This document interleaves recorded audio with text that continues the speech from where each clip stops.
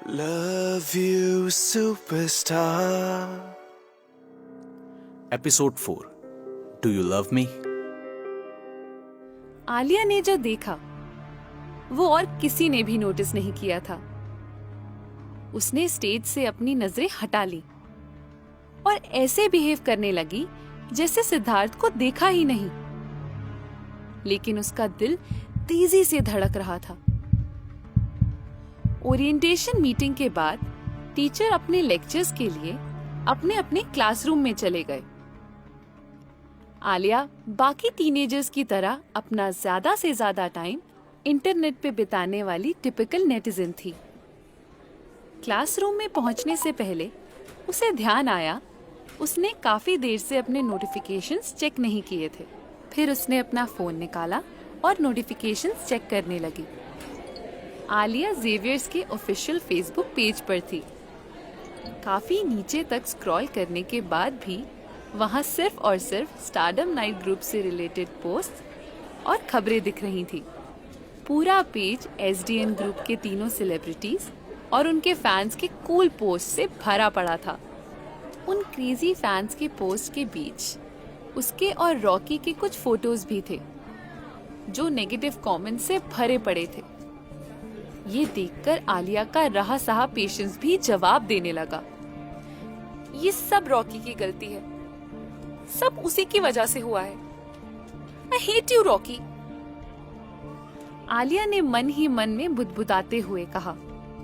उसका मूड बुरी तरह खराब हो चुका था। ये सच था कि बाकी लोगों की तरह आलिया भी स्टारडम नाइट ग्रुप का एक भी शो मिस नहीं करा करती थी। लेकिन इस ग्रुप को सपोर्ट करने को लेकर वो अक्सर कंफ्यूज रहा करती थी, क्योंकि जहां एक तरफ उसे एसडीएन ग्रुप के आइकॉनिक फेस वाले तीनों लड़के और उनकी परफॉर्मेंस पसंद थी, वहीं दूसरी तरफ उनका राइवल युवराज भी उसे बहुत पसंद था। मॉडल एंड डांसर युवराज और एसडीएन ग्रुप एंटरटेनमेंट इंडस्ट्री में अपने सिमिलर प्रोफेशन की वजह से एक दूसरे के कट्टर दुश्मन थे। आलिया इन दोनों के बीच में अक्सर ये तय नहीं कर पाती थी कि वो किसकी साइड पर है। यही वजह थी कि वो अभी भी कंफ्यूज रहती थी कि फेसबुक पर एसडीएन नाइट के फेवर में कमेंट करे या अगेंस्ट में। वो तीन खूबसूरत आइडल्स जिन तक पहुंचना या उनसे मिलना अभी तक बस एक ख्वाब हुआ करता था, वो भी अब उसी कॉलेज में हायर स्टडीज के लिए आ चुके थे। और फिर सिद्धार्थ से कल की मुलाकात के बाद आज फिर से उसे आमने सामने देखना आलिया को एक अजीब एहसास दे रहा था। आलिया ने अपने मन में आने वाले इन ख्यालों को दूर करने की कोशिश भी की, मगर नजरें जैसे बार बार उसी की तरफ उठ रही थी। यही सोचकर आलिया का मन कुछ उलझा हुआ सा था।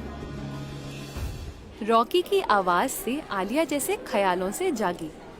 उसने अपना फोन वापस बैग में रखा और रॉकी के साथ अपने क्लासरूम की तरफ बढ़ने लगी। अंदर कॉरिडोर में स्टूडेंट्स की इतनी भीड़ थी कि एक पल के लिए आलिया सोच में पड़ गई। वो इधर उधर देखती हुई रॉकी से बोली, "ओह माय गॉड, इतनी भीड़! यहाँ तो सांस लेने की भी जगह नहीं है। अभी अंदर जाना जरूरी है क्या रॉकी? हम थोड़ा सा वेट नहीं कर सकते?" अरे डोंट वरी, मैं अभी अंदर जाने की जगह बनाता हूँ।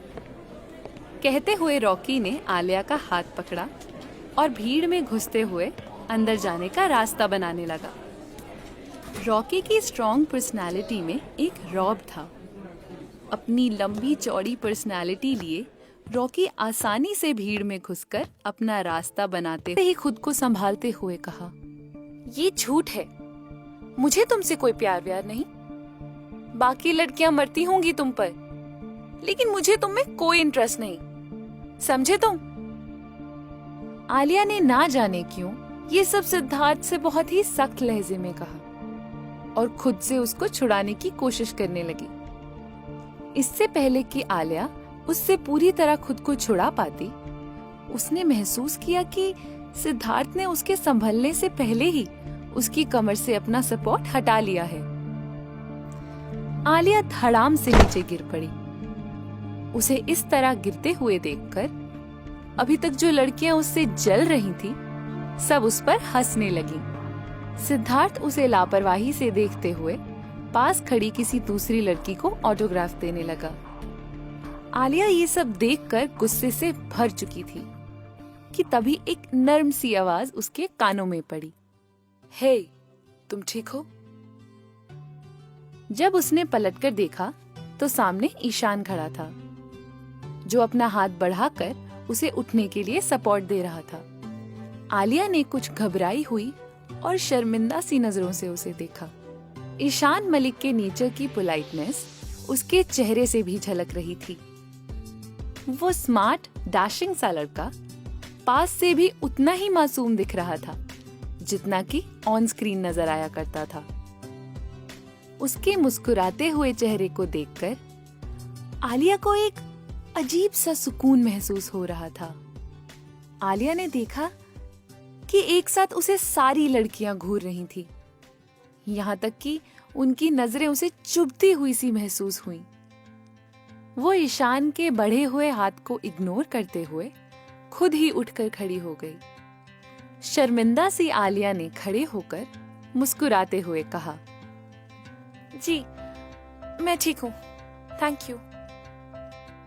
उसी वक्त रॉकी भीड़ में से निकलकर आलिया के पास आते हुए बोला, आलिया, तुम ठीक हो ना? हाँ, मैं ठीक हूँ। आलिया पास में खड़े ईशान से कुछ भी कहे बिना रॉकी के साथ चुपचाप अपनी क्लासरूम की तरफ चली गई। सिद्धार्थ, रोहित और ईशान भी कॉरिडोर में ज्यादातर लोगों को ऑटोग्राफ और सेल्फी दे चुके थे, इसलिए वहां से अब धीरे धीरे भीड़ छटने लगी थी। सिद्धार्थ इतनी देर सबसे घिरे रहने की वजह से बहुत ही टायर्ड महसूस कर रहा था। उसने बोझिल से लहजे में रोहित और ईशान से कहा, यार, अगर मुझे पता होता कि कॉलेज आने पर सब इतने क्रेजी हो जाएंगे तो मैं यहाँ कभी नहीं आता। उसके हैंडसम चेहरे पर झुंझलाहट साफ दिखाई दे रही थी।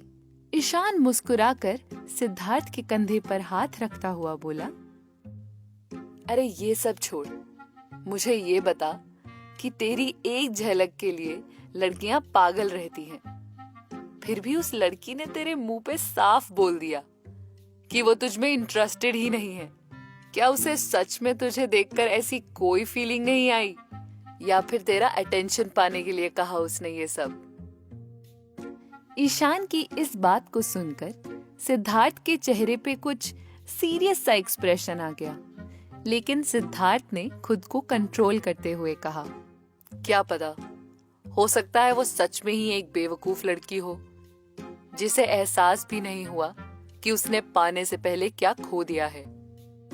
सिद्धार्थ लापरवाही से बोलकर वहां से चला गया। रोहित ने एक गहरी सांस ली और कहा, यार, ये सिद्धार्थ बहुत ही बेरहम है। अगर वो इतना हैंडसम नहीं होता ना तो अपने इस रूड नेचर की वजह से कभी ना कभी जरूर पिट जाता। मुझे भी ऐसा लगता है। ईशान ने भी मुस्कुराते हुए कहा। क्लासरूम में पहुंचकर आलिया पीछे की रो में विंडो सीट पर जाकर बैठ गई। शायद ये पूरी क्लासरूम में सबसे बेस्ट सीट थी। यहाँ से वो टीचर या किसी को भी आते हुए देख सकती थी, लेकिन उसकी सीट पर जल्दी से किसी की नजर नहीं पड़ती थी। रॉकी उसके पास बैठना चाहता था, लेकिन आलिया ने अपने पास से उसकी चेयर खींचकर पीछे हटा दी और उसे घूरते हुए गुस्से में बोली, चले जाओ यहाँ से, मैं तुम्हारे पास बिल्कुल नहीं बैठना चाहती। हे आलिया, अपने बेस्टी से कोई ऐसे बात करता है क्या? मैं सुबह से तुम्हारी हेल्प कर रहा हूँ और तुम हो कि मुझसे इतना रूडली बिहेव कर रही हो। रॉकी उसके इस तरह के व्यवहार से बहुत ही हर्ट होते हुए बोला, अच्छा, तो कॉलेज के फर्स्ट डे पर अपनी उटपटांग हरकतें अप्लाई कर अपनी बेस्टी का यूं कोई मजाक भी नहीं उड़वाता। मुझे तुमसे कोई बात नहीं करनी है। तुम्हारी ही स्टूपिडिटी की वजह से आज सब मुझ पर हंस रहे हैं और पता नहीं कब तक हंसते रहेंगे। इसलिए अपनी सलामती चाहते हो तो मेरे पास मत बैठना। आलिया ने गुस्से भरे लहजे में अपना चेहरा खिड़की की तरफ मोड़ते हुए कहा। रॉकी ने गहरी सांस लेते हुए उसे देखा और उसके जिद्दी नेचर को मन ही मन कोसते हुए उसके जस्ट पीछे वाली सीट पर जाकर बैठा।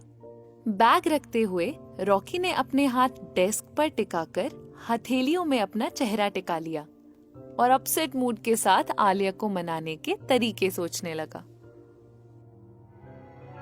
Love you, superstar. यहाँ बस इतना ही। आगे की कहानी जानने के लिए हमारे फेसबुक पेज को लाइक करें और फॉलो करें। लेकिन आप सारे एपिसोड्स अभी सुनना चाहते हैं तो डाउनलोड करें हमारा pocket FM app. Link description में है, जहां आप पाएंगे इस शो के सारे एपिसोड्स और साथ ही इसके जैसे और भी बेहतरीन शोज। तो देर किस बात की, अभी डाउनलोड करें पॉकेट FM ऐप।